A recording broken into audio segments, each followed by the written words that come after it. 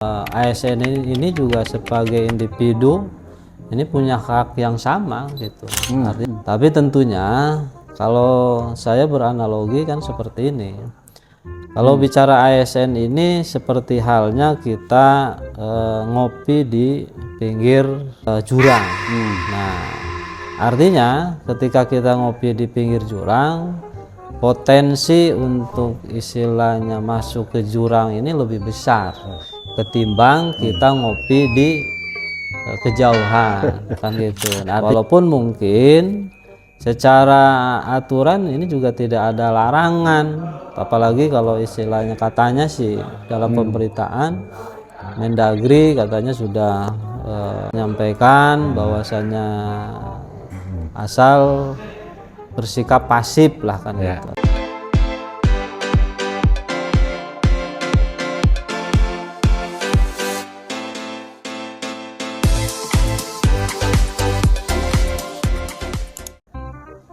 Pemirsa Metro Buana dimanapun Anda berada, kita bertemu kembali di segmen podcast Hongs.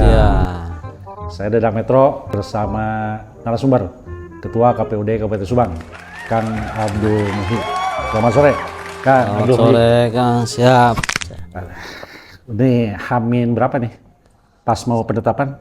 Ini sudah 71 hari lagi. 71 hari lagi pelaksanaan pencoblosan. Kalau bicara penetapan paslon di tanggal 22 kan? Tanggal 22 September. Oke. Kalau misalkan bicara penetapan Pilkada Subang yang sudah terverifikasi berapa paslon? 3 paslon? 3 paslon. 3 paslon, bisa disebutkan paslon mana saja, Pak? Nah, kebetulan untuk pasangan calon ini kita sudah menerima 3 pasangan calon. Itu kita mulai kemarin di tanggal 27 sampai 29 Agustus kemarin. Di hari pertama kita menerima pendaftaran dari pasangan calon, kalau disebutnya Aslina. Ya. Aslina ini kependekan dari Asep Roman Dimyati sama Ibu Lina Marliana. Ya, yang didukung oleh berapa partai? Kebetulan diusung oleh 3 partai. Ya. Nah, partainya itu P3, terus juga Nasdem sama PKB. Ya. Nah, terus di hari kedua kita 8. juga menerima pasangan calon kembali di tanggal 28 Agustus. Nah, ini disebutnya pasangan Jimat Aku. Nah, Jimat Aku ini kepanjangannya Pak Haji Rohimat sama Pak Haji Aceng Kudus. Nah, kebetulan partai pengusungnya ini kalau berdasarkan yang masuk dalam Gilon ini ada 4, yaitu Partai PAN, terus juga Gerindra, terus juga Buruh sama Partai Demokrat. Nah, terus hari ketiga kita menerima di hari terakhir tanggal 29 Agustus menerima pasangan calon lagi, yaitu yang disebut dengan pasangan religius. Nah, religius ini pasangan Bapak Renaldi sama Bapak Agus Maskur Rosadi. Nah, kebetulan ini partai pengusungnya juga ada 3 dari Partai Golkar, PKS sama PDI Perjuangan. Ya. Nah, setelah kita melakukan pendaftaran dan kita tutup pendaftaran itu, yang selanjutnya kita lakukan penelitian terkait dengan syarat pencalonan dan syarat calon. Nah, selanjutnya kita juga ada tahapan untuk perbaikan administrasi. Nah, alhamdulillah dari sekian persyaratan pencalonan dan syarat calon ini kita sudah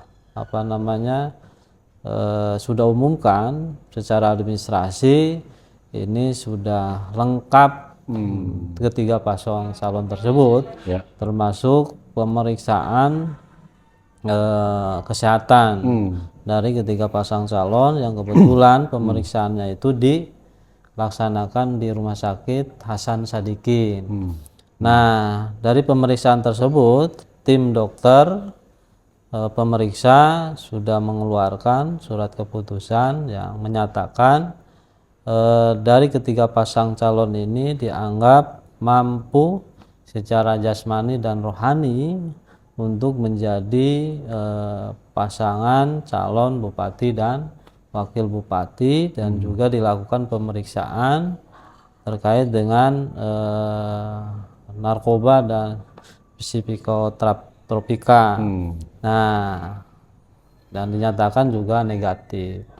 Nah, dari syarat administrasi ini ya kita kemarin di tanggal 14 September kita sudah umumkan dan sudah dinyatakan lengkap secara administrasi.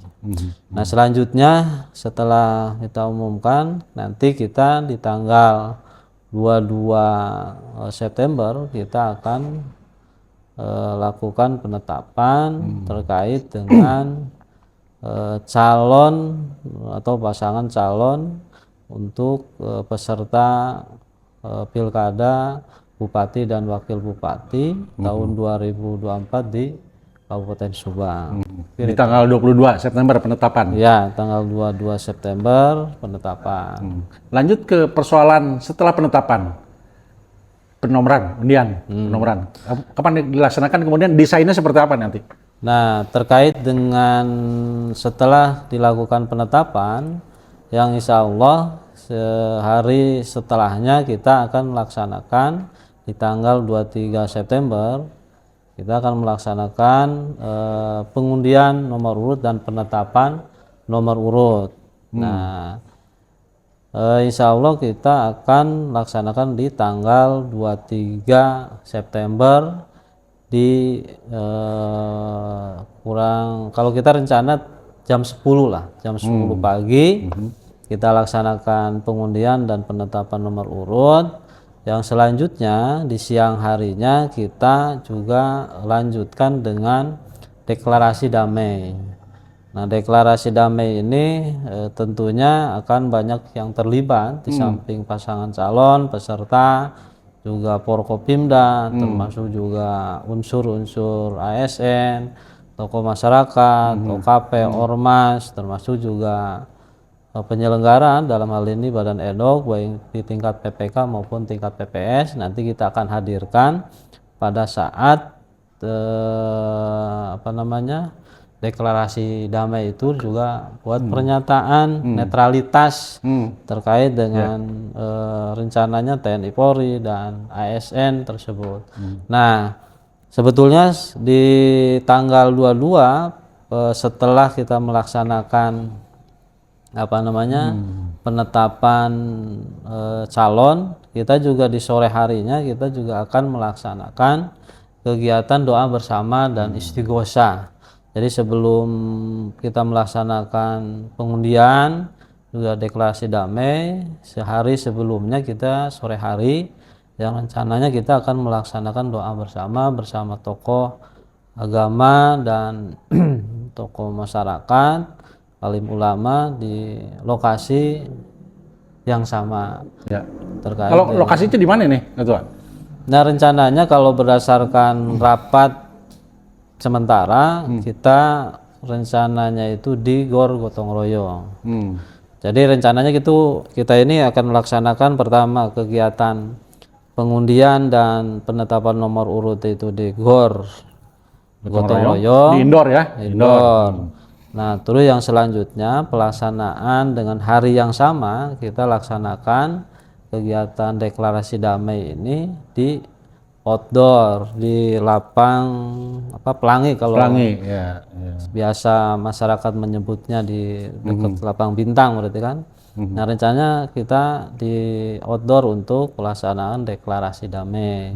Karena kita juga pengen melibatkan semua lapisan, semua unsur masyarakat baik Forkopimda, TNI Polri, termasuk juga tokoh masyarakat Kabupaten Subang ini bisa menyaksikan dan terlibat langsung dan hadir pada saat pelaksanaan deklarasi damai tersebut.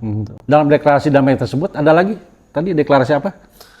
Netralitas Pembacaan pernyataan netralitas ASN. ASN, TNI Polri, terus juga ya yang dianggap istilahnya tidak dianjurkan untuk atau yang dianjurkan untuk netral dalam pelaksanaan pilkada nanti, gitu.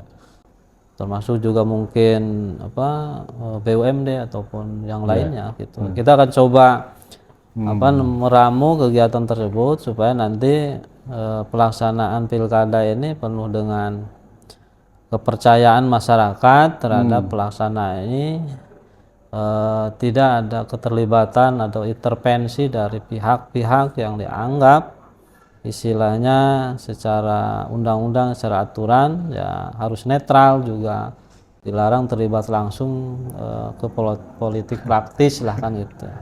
Apalagi untuk menjadi tim sukses atau lain halnya lah kan, seperti itu barangkali. Oke, kalau bicara tadi netralitas ASN yang sekarang ini sedang mengemuka, sangat mengemuka ini ketua. Di mata ketua ini, celah-celah atau netralitas ASN itu harus seperti apa? Ya saya pikir gini, kalau ASN ini kan seperti dua baju yang istilahnya dituntut kita untuk bersikap profesional. Di sisi lain dia sebagai katakanlah pegawai atau pejabat publik yang dituntut untuk bisa netral dan untuk tidak istilahnya ada keberpihakan secara terbuka lah kan gitu. Ya walaupun di sisi lain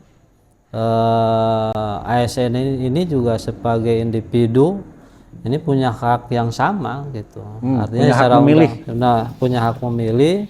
Secara undang-undang ini sah untuk memilih salah satu dari pasangan calon tersebut. Tapi tentunya kalau saya beranalogi kan seperti ini. Kalau bicara ASN ini seperti halnya kita ngopi di pinggir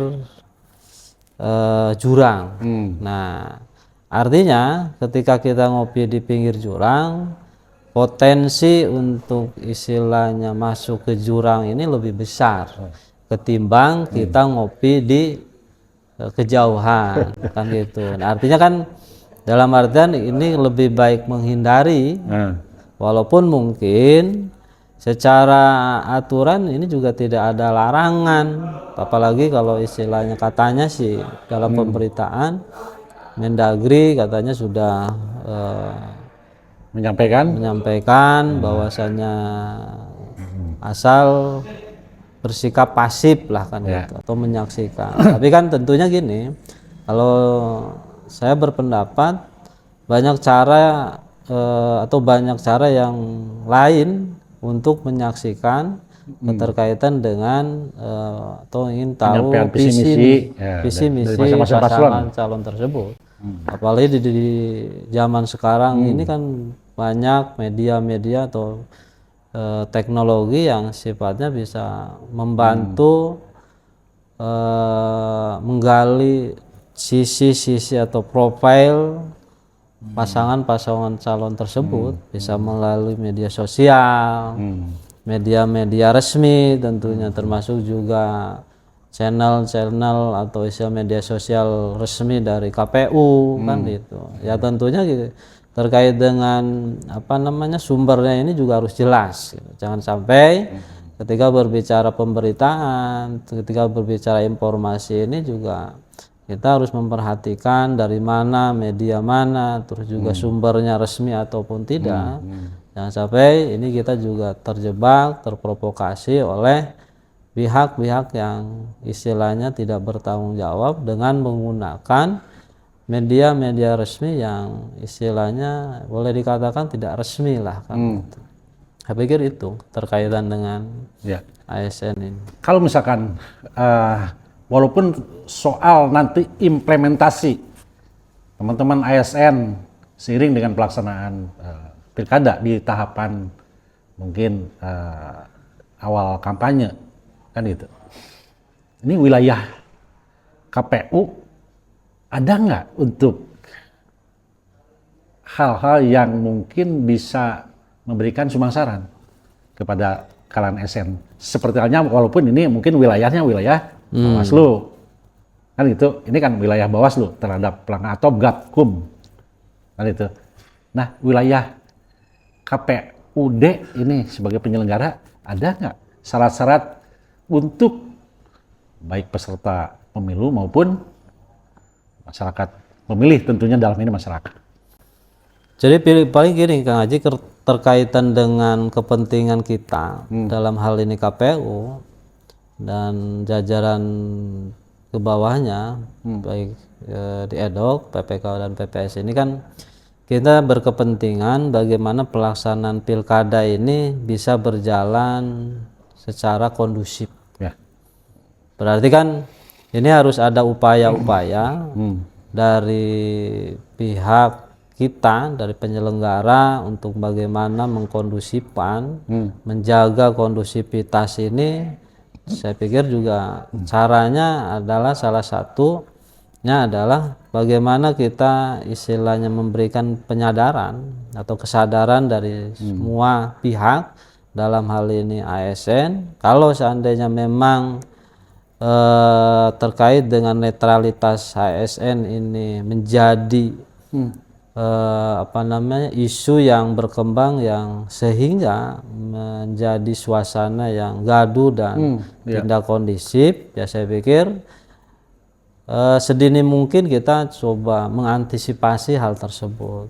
Walaupun dalam hal ini KPU tidak secara langsung melakukan hal-hal yang istilahnya, karena kewenangannya kalau terkait dengan penindakan hal tersebut ini kan ada di Ranah Bawaslu. Ranahnya Bawaslu. Tapi kita sebagai penyelenggara punya kewajiban membangun suasana pilkada ini kondusif. Seperti halnya sesuai dengan tagline Pilkada Subang bergerak. Bergerak ini kepanjangannya ini bersama gembirakan rakyat. Jadi kegembiraan rakyat inilah yang menjadi tujuan dan concern fokus kita, supaya pada saat tahapan, pada saat pelaksanaan dan pasca pelaksanaan pilkada ini, bagaimana kita membangun kegembiraan di masyarakat ini. Nah tentunya kegembiraan ini salah satu faktornya adalah ini bicara kondusivitas, bicara kepercayaan masyarakat terhadap penyelenggara khususnya, untuk bagaimana istilahnya membangun suasana yang gembira dan juga membangun kesadaran terhadap baik yang istilahnya ASN ataupun juga pihak-pihak yang lain. Ya saya pikir tidak hanya ASN, kita juga sebagai bagian dari masyarakat, khususnya masyarakat Kabupaten Subang ini juga punya kewajiban bagaimana menciptakan suasana pilkada ini yang riang gembira lah gitu. Karena toh ketika berbicara pilkada ini kan juga bicara kepentingan bersama, bicara kepentingan ke depan, 5 tahun ke depan ini kita mau seperti apa, terus juga pembangunan ke depan ini mau seperti apa. Kalau tanpa ada dukungan dari semua pihak, tanpa ada situasi dan kondisi yang kondusif, saya pikir harapan-harapan ini akan menjadi harapan yang sulit untuk terrealisasi, dan harapan yang istilahnya di luar cita-cita yang kita cita-citakan bersama nantinya. Kalau bicara ini Ketua, ini lari ke masalah jumlah daftar pemilih tetap DPT ya, pemilu kada gubernur, wakil gubernur, bupati dan wakil bupati di Kabupaten Subang. Berapa nih keseluruhannya? 1 juta? Kalau karena kan kita rencana penetapan ini juga secara bersamaan ini di tanggal 22 September Ya. untuk penetapan DPT. Ya. Nah, sementara ini kan kita masih mengacu pada penetapan DPSHP kemarin di 1.199.952 pemilih kan Kurang gitu. 48 di 1.200.000. Nah, ya tentunya nanti ketika penetapan DPT ini kan baru DPS ya, DPSHP. Nah, nanti di DPT ya kemungkinannya bisa bertambah juga bisa berkurang. Nanti kita bisa lihat di penetapan di tanggal 22 September nanti. Ada potensi berubah nggak setelah penetapan? Ya kalau DPT ini sudah tidak bisa Tidak bisa berubah. Sudah tidak berubah karena memang penetapan DPT ini sudah final. Tapi tentunya terkait yang istilahnya belum masuk dalam DPT akan tetapi dia punya KTP atau identitas kependudukan, ya tentunya bisa menggunakan hak pilihnya dengan kategori pemilih DPK atau daftar pemilih khusus. Ya tentunya juga daftar pemilih khusus ini yang pertama syaratnya belum masuk dalam DPT, terus juga mempunyai identitas kependudukan, terus juga dia menggunakan hak pilihnya hanya berdasarkan alamat KTP tersebut gitu. Jadi dia mencoblos di TPS berdasarkan alamat yang ada di Ya, di KTP tersebut. Ya, kalau bicara target pemilu kada Subang, berapa persen?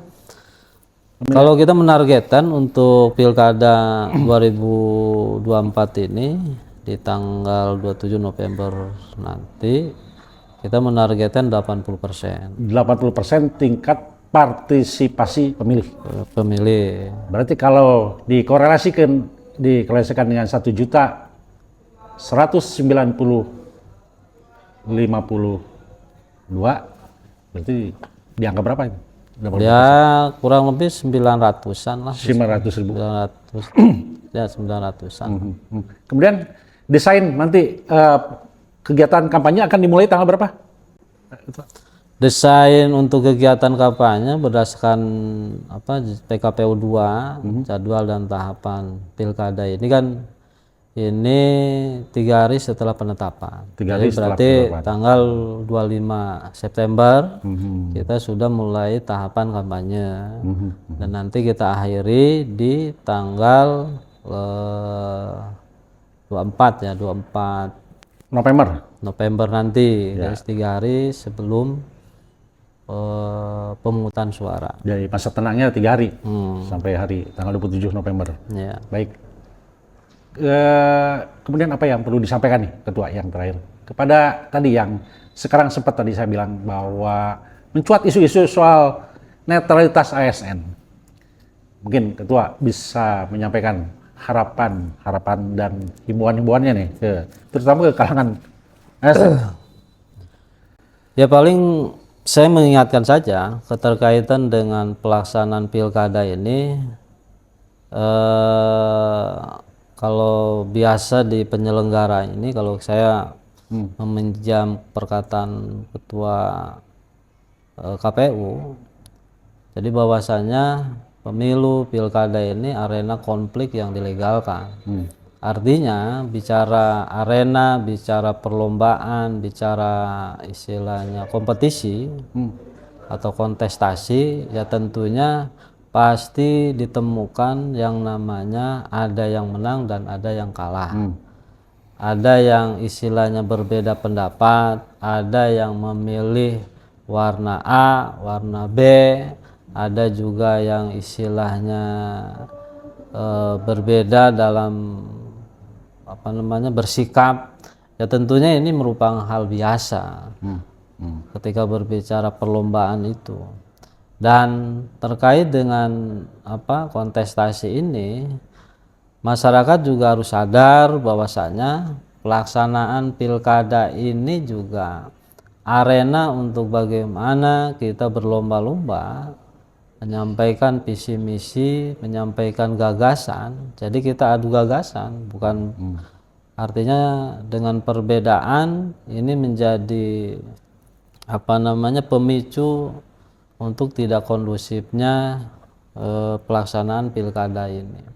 Nah, tentunya dalam menjaga kondusivitas ini bukan kewajiban aparat keamanan saja, bukan kewajiban penyelenggara saja. Tentunya ini merupakan tugas dan kewajiban kita bersama, termasuk di kalangan ASN. Seperti halnya tadi yang saya sampaikan, ASN ini pegawai negeri sipil atau istilahnya pejabat publik yang tentunya dia juga harus menempatkan diri seprofesional mungkin. Jangan sampai ya walaupun istilahnya kita tidak masuk pada bagian tim kampanye, akan tetapi kalau seandainya memang ini menjadi sebuah kegaduhan, ya lebih baik menghindar ketimbang ini juga istilahnya akan menimbulkan sebuah ketidakpercayaan, menimbulkan kegaduhan. Ya lebih baik istilahnya menghindari hal-hal yang sifatnya yang pada akhirnya ada kecurigaan dari beberapa pihak. Dan terkait dengan bagaimana kita istilahnya ingin mengetahui visi misi gagasan ide terkait dengan membangun daerah Kabupaten Subang ini, saya pikir masih banyak cara yang lain gitu. Apalagi dengan kondisi digital, perkembangan zaman ini dengan istilahnya media-media yang resmi dan juga media sosial yang resmi dari KPU. Nah, tentunya ini bisa lebih dipertanggungjawabkan kan gitu, daripada istilahnya kita secara langsung istilahnya ikut dalam pelaksanaan istilahnya kampanye walaupun secara pasif kan gitu. Tapi tentunya masyarakat juga bisa berbeda-beda dalam istilahnya mengambil pendapat keterkaitan dengan kehadiran ASN tersebut. Ya. Seperti itu. Oke. Terima kasih nih Ketua atas informasi yang barusan disampaikan, yang tidak lain bagaimana masyarakat Kabupaten Subang yang sekarang pada tahun sekarang akan memilih calon bupati dan wakil bupati di tanggal 27 November ya, 2024. Maka diharapkan apa yang barusan disampaikan oleh Ketua Pemilu Kada di Kabupaten Subang berharap menjadi pemilu kada yang tadi bergerak bersama gembirakan rakyat, jujur dan adil. Demikian barangkali ya. Dan penuh kedamaian di antara kita masyarakat. Oke, kita kembali di segmen podcast yang lain bersama podcast Siap.